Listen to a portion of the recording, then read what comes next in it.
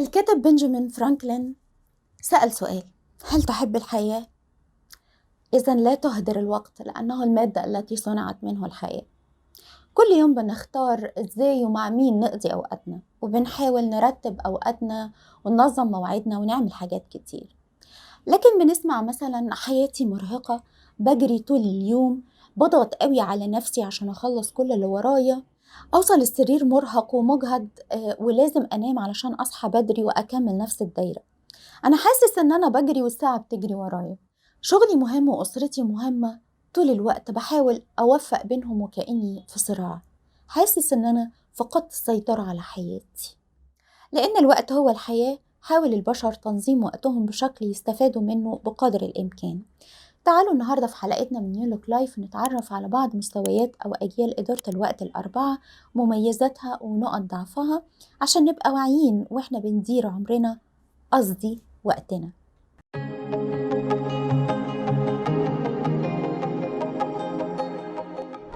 الجيل الأول في إدارة الوقت بيسموه الباحثين السباحة مع التيار. يعني نشوف إيه اللي مطلوب مننا نعمله، وفي مرونة إن احنا نبدل مهمة بالتانية، مش لازم قوي نلتزم بالجدول اللي حاطينه.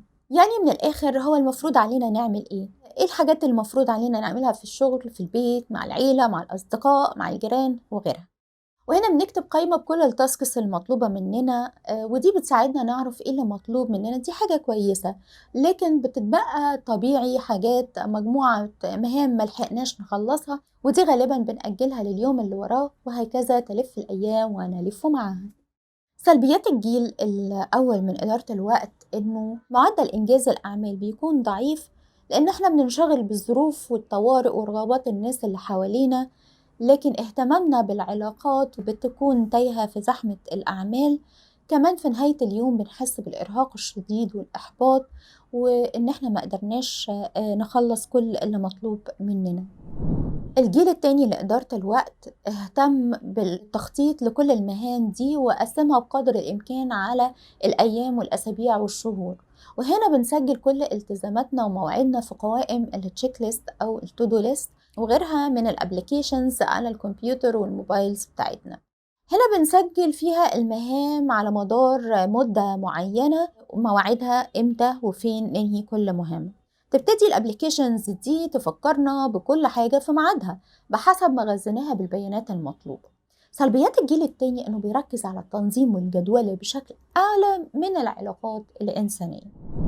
الجيل الثالث لإدارة الوقت عمل حاجة مهمة، وهو ربط الأهداف والخطط بالقيم زي الأمانة والإخلاص والتضحية. بالتالي الناس قدرت تعلي من إنتاجيتها بأنها تركز على وضع أولوياتها والتخطيط اليومي بناء على هذه القيم. سلبيته إنه ما قدرش يتعامل مع إحكام السيطرة الكاملة على الأمور دي، لأن أعمالنا في معظم الوقت هي متعلقة بناس تانية بالتأكيد هم خارج نطاق سيطرتنا. أمهات كتير بنلاقيهم بيفضلوا يعملوا كل حاجة في البيت بنفسهم، ودي حاجة بتريحهم وتساعدهم على الإنجاز، وكأنها بتقول أنا أقدر على نفسي ما أقدرش على ولادي. كمان الأم لو عملت الحاجة بنفسها هتعملها كويس بدون خسائر وبكفاءة أعلى. صحيح فعلا إن الحاجات دي هتتعمل أفضل وأسرع، لكن في المقابل الأولاد مش هيتعلموا المهارات اللازمة ليهم علشان لما يدخلوا في مسؤولية البيت يكونوا اتدربوا عليها ومارسوها وأتقنوها.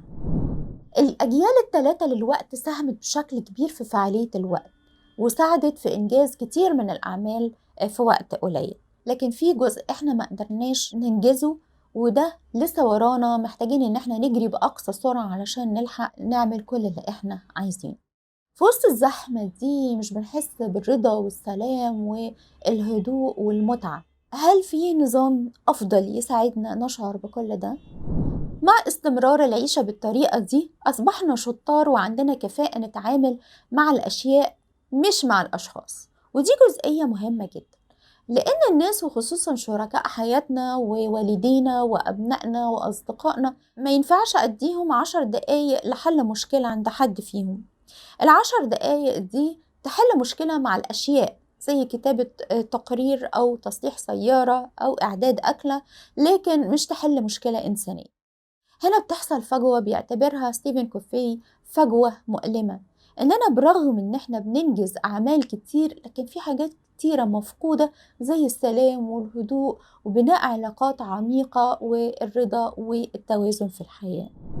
فكرة الجيل الرابع للوقت أو المستوى الرابع إنه مش بس بينجز مهام كتيرة، لكن كمان بيشوف إيه الأهداف ورا كل عمل. إحنا محتاجين نخلص ده وده وده وده، ولكن هنا واقفة، أنا محتاج لإيه؟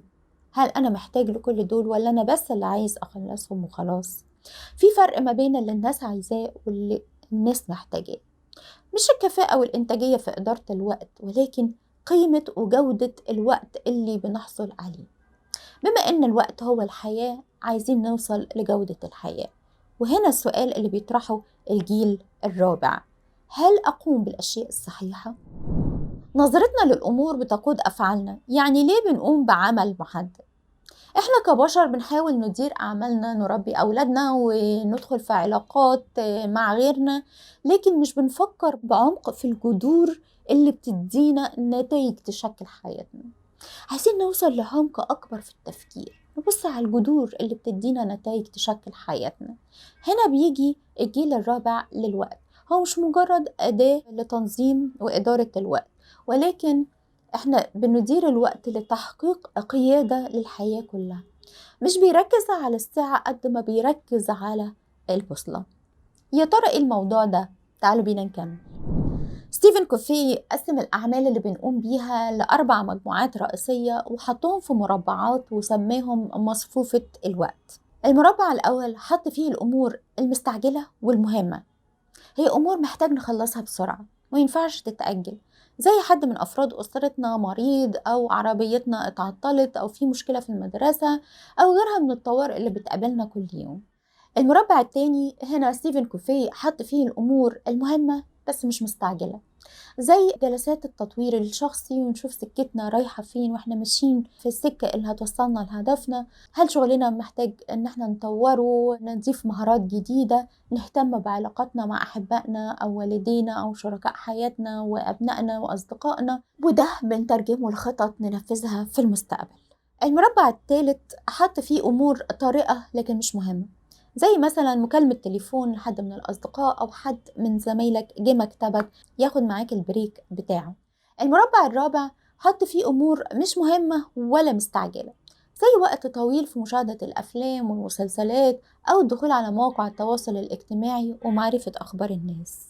كلنا عندنا الأربع تصنيفات دي، لكن خلينا واعيين احنا بنقضي وقتنا فين. هل كل وقتنا في المربع الأول اللي فيه الأزمات، وبعدين المربع الثالث مكالمات وزيارات مش مهمة، نتعب من المربعين دول نروح نريح في المربع الرابع ونقضي فيه باقي وقتنا؟